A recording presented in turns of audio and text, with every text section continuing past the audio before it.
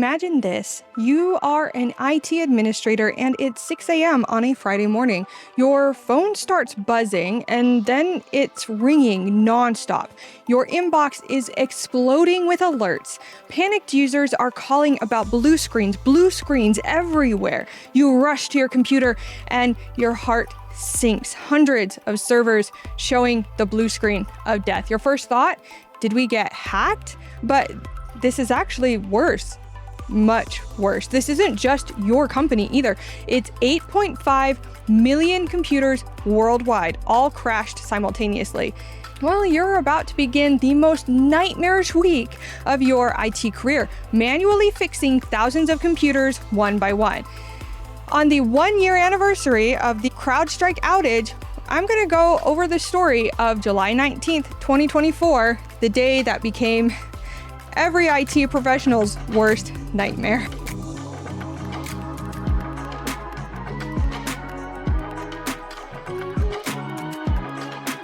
What's up, everyone? Welcome to the channel. I'm Olive Badger. If you've ever worked in IT, this deep dive is going to give you some chills, because today we're exploring the CrowdStrike outage, the day that transformed thousands of IT administrators from routine system maintainers into digital first responders and fighting a global catastrophe. All right, so I want you to imagine being responsible for keeping hundreds or thousands of computers running, and suddenly they all crash at once. Not from a cyber attack that you can blame on hackers, but from a trusted security software update that you probably approved yourself. The very software meant to protect your systems just became their destroyer. All right, so before we dive into this technical chaos, let's understand the company at the center of this disaster. CrowdStrike isn't some small startup. They're a cybersecurity giant founded in 2011 that grew into an $80 billion company, protecting over 50% of Fortune 500 companies. Think Microsoft, Delta Airlines, major hospitals, government agencies. I mean, when you're this big, your mistakes don't just affect a few customers. These mistakes affect civilization itself. Kinda scary, am I right? CrowdStrike's Falcon platform is what's called an endpoint protection software. It's kind of like having an ultra-sophisticated security guard sitting deep inside every computer's operating system, watching for hackers and malware 24/7. The key thing to understand is that this software operates at what's called kernel level. It's the absolute core of your operating system. And it has unlimited access to everything. This privileged access is sometimes necessary to catch sophisticated hackers, but it also means when something goes wrong, it can crash the entire system. Very much a double-edged sword here. Here's what happened on July 19th, 2024. At exactly 4:09 a.m. UTC, CrowdStrike pushed out a routine security update called Channel File 291. Basically, new instructions teaching their software to recognize emerging cyber threats. But this file contained a catastrophic programming error. Within minutes, 8.5 million Windows computers worldwide started displaying the blue screen of death, or BSOD, all simultaneously. The scope was unprecedented. Airlines grounded over 5,000 flights. Delta alone canceled 7,000 flights over the course of 5 days, stranding 1.3 million passengers. Hospitals couldn't access patient records, banks couldn't process transactions, and emergency services went dark. Stock markets froze, all because a single configuration file had a bug that CrowdStrike's validation system failed to catch, which is unacceptable in my opinion, and we're going to get into that a little bit later. But first, let me tell you what this really looked like from the trenches, from the IT heroes who had to fix this mess. For example, picture Sarah, a senior systems administrator at a major Chicago hospital. Her Friday started at 6:15 a.m. with her phone exploding, critical server alerts, panicked calls from night shift nurses, all saying they couldn't access patient records. When she saw row after row of servers showing blue screens, she knew this was catastrophic. And for IT professionals like Sarah, the initial hours were pure chaos. You can't just restart a server caught in a kernel level boot loop. Every single affected machine required manual intervention.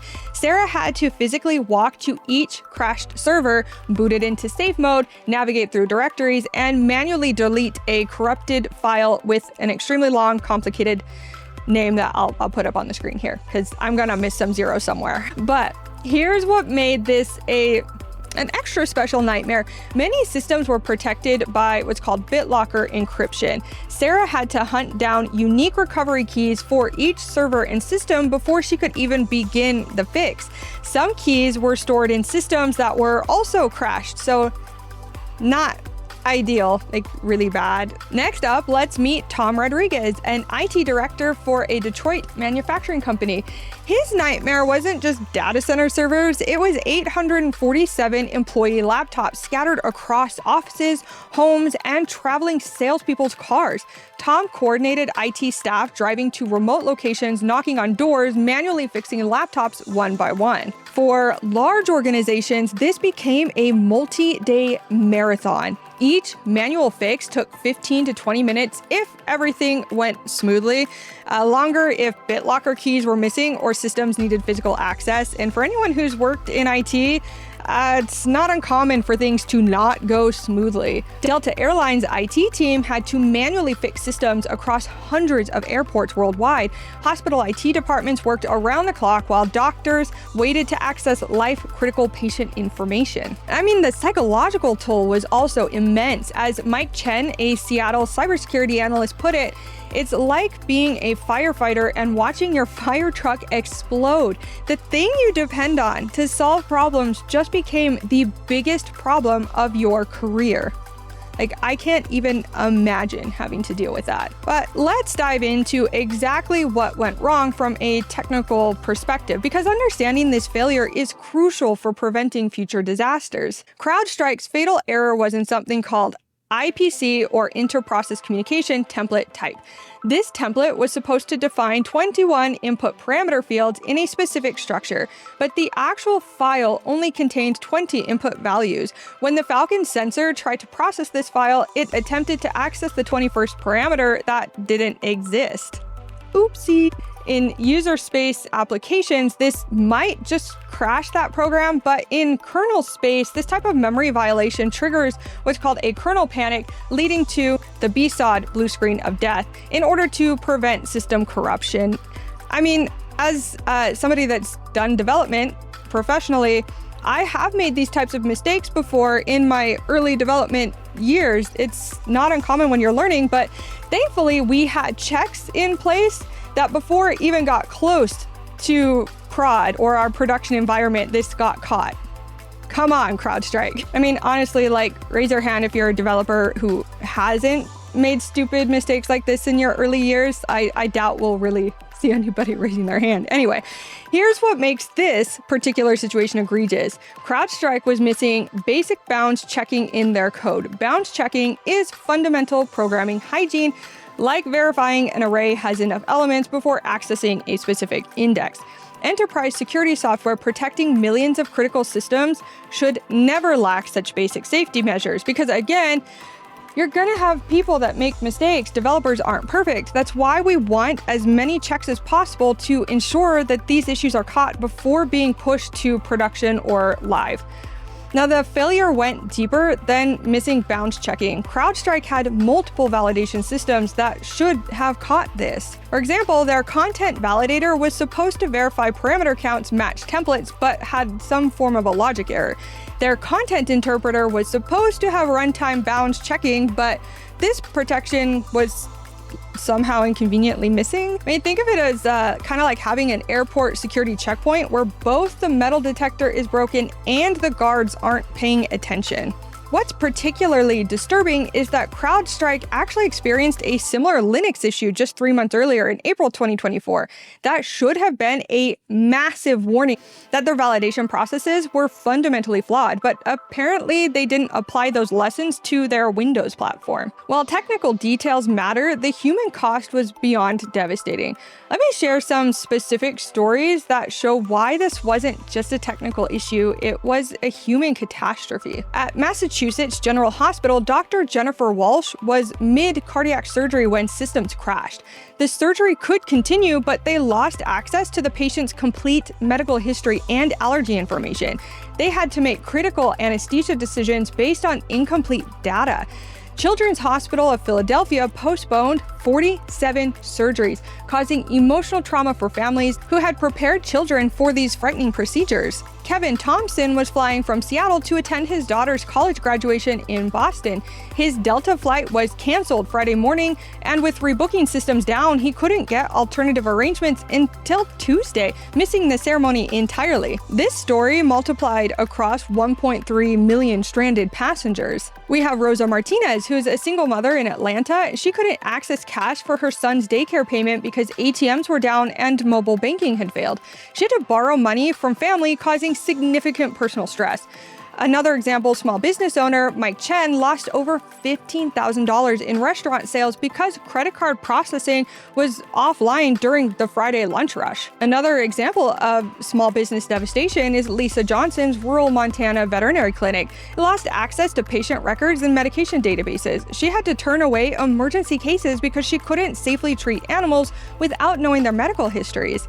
A family pharmacy in Ohio closed for 3 days because they couldn't safely dispense medication without access to patient profiles and drug interaction databases. The ripple effects were profound. Hotels near airports filled with stranded travelers, car rental companies ran out of vehicles, and many people experienced what researchers now call digital anxiety disorder, or anxiety specifically related to technology dependence, which is really worth thinking about. This impact reveals just how interconnected our global economy really is. Total worldwide damage exceeded $10 billion, making this the costliest IT outage in history. The top 500 US companies alone faced $5.4 billion in direct losses, with only $540 million to maybe $1 billion covered by insurance. Companies absorbed over $4 billion in uninsured losses because cyber insurance typically covers malicious attacks, not non-malicious cyber events from trusted third-party providers. Delta Airlines became the poster child, losing $500 million over 5 days. Their slower recovery compared to competitors turned a brief technical issue into an existential crisis. CEO Ed Bastian admitted that those 5 days impacted by CrowdStrike caused Delta to miss quarterly estimates. And here's the legal twist. CrowdStrike's liability is largely limited by their terms of service to essentially refunding subscription fees. So, a company causing $10 billion in global damage might only be legally responsible for a tiny fraction. The insurance industry took a $1.5 billion hit across business interruption, cyber, and system failure policies, one of the largest aggregated cyber risk events ever seen. CrowdStrike's stock dropped 32%, wiping out $25 billion in market value, while the entire cybersecurity sector faced investor scrutiny about concentration risks. As you would expect, small businesses suffered disproportionately, losing an average of $14,000 per day, with many customers switching to competitors that remained operational. And the question haunting IT professionals worldwide is, how could this have been prevented? The answers reveal fundamental flaws in how the industry approaches software development. CrowdStrike admitted their testing was inadequate. No duh. Channel File 291 was based on a template tested successfully in March 2024, but their testing environment didn't simulate real-world conditions that would expose the flaw. The industry now demands shift-left testing, catching problems early through automated unit testing, integration testing, and stress testing under realistic conditions. A lot of companies do this already. I don't know why CrowdStrike decided they didn't have to. Pretty lame. The real game changer is what's called stage deployment. Instead of pushing to 8.5 million endpoints simultaneously, companies should implement what's called canary releases, deploying to 1% or 0.1% first, monitoring for anomalies, then gradually expanding. Amazon and Google have used these techniques for years. CrowdStrike also says they now implement what's called concentric rings deployment, where customers choose their update cadence.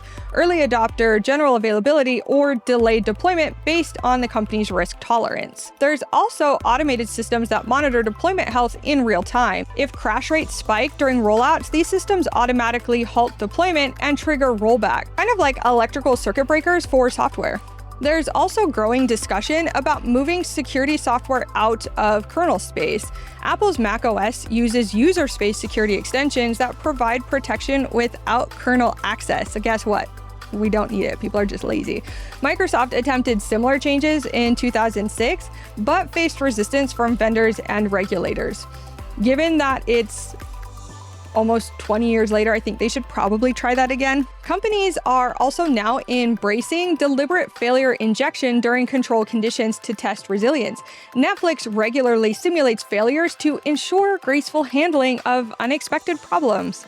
The fundamental lesson: the hyper-connected, automated, just-in-time digital world is incredibly efficient when it works, but catastrophically fragile when it doesn't. This outage exposed very uncomfortable truths about digital infrastructure that really should worry everyone. CrowdStrike protects over 50% of Fortune 500 companies, creating a monoculture problem. When one major provider fails, cascading effects are catastrophic because so many critical systems depend on the same technology. This incident also provided a blueprint for weaponizing software updates. Foreign adversaries witnessed how a single update could disable critical infrastructure across multiple countries.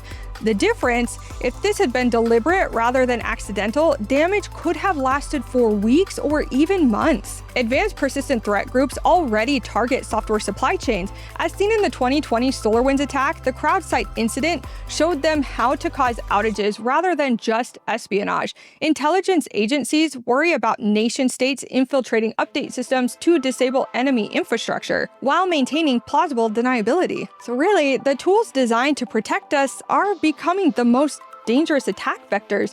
Endpoint security requires the highest system access to be effective, but that same access makes them incredibly dangerous when compromised. The EU is considering regulations for systemic cybersecurity providers that might mandate specific testing procedures and deployment strategies for companies above a certain size threshold. The US Congress is examining whether certain providers should be regulated like critical infrastructure, and since they are, they probably should be. Our society has lost the ability to function when digital systems fail. Unlike previous generations with analog backups, many organizations have no fallback procedures when primary systems crash.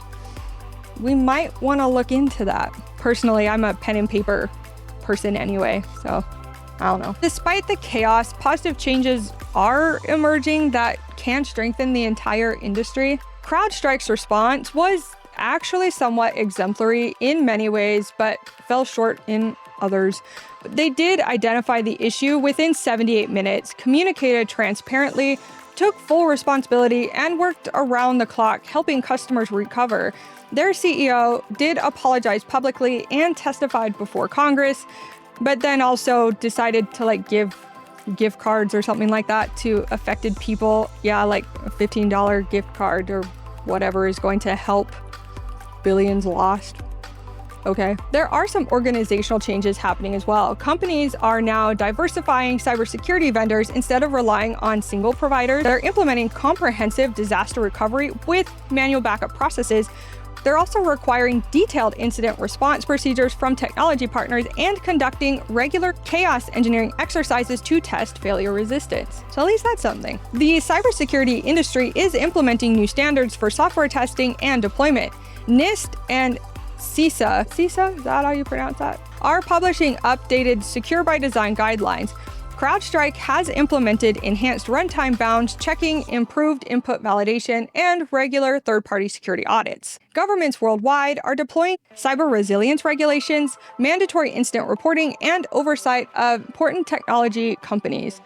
The incident accelerated conversations about balancing efficiency with resilience. Organizations are now accepting some inefficiency in exchange for robustness, maintaining manual processes even in our digital age. The organizations that recovered the fastest actually had the best crisis management procedures, cross-trained staff, and manual backup processes. proving that human resilience matters as much as technical resilience. Ultimately, June 19th, 2024 marked what I think is the end of blind faith in digital systems and the beginning of a more mature approach to technology dependence. This wasn't a sophisticated cyber attack that we could blame on foreign adversaries or a natural disaster beyond human control. It was a simple software bug, a missing data field that brought modern civilization to its knees. If that doesn't make you reconsider our relationship with technology, I don't know, nothing will, I guess. But this incident exposed both our greatest vulnerabilities and strengths. Yes, we saw how fragile interconnected digital infrastructure really is, but we also saw incredible human resilience. Airport workers using whiteboards, doctors using patient charts, emergency responders coordinating via radio. These scenes represented our capacity to adapt when advanced systems fail, but also the need to plan ahead for when those systems do fail. The technical lessons are already reshaping cybersecurity 1 year later. Staged deployments, canary releases, and automated circuit breakers are becoming more standard and kind of less rare, I guess you can say. But the deeper lesson ultimately is about resilience. Organizations that recovered fastest had the best crisis procedures and manual backups. So we want to focus on building that out a lot more. Moving forward, the question isn't whether another major outage will happen, it's whether we'll be better prepared. Will we have learned from CrowdStrike's mistakes, diversified our dependencies, maintained the human skills needed when technology fails? One thing is certain, this marked the beginning of a more thoughtful, resilient approach to our digital future. So what do you think? After learning more about this IT nightmare, are you more concerned about technology dependence, or do you believe the benefits still outweigh the risks? Have you experienced outages that disrupted your life significantly? Or were you an IT professional who's had to deal with this outage or a similar outage? What are your nightmare stories? Share those in the comments below. Anyway, that's all I've got for you guys today. Thank you so much for watching this video. I hope you have a fantastic rest of your day, and peace out.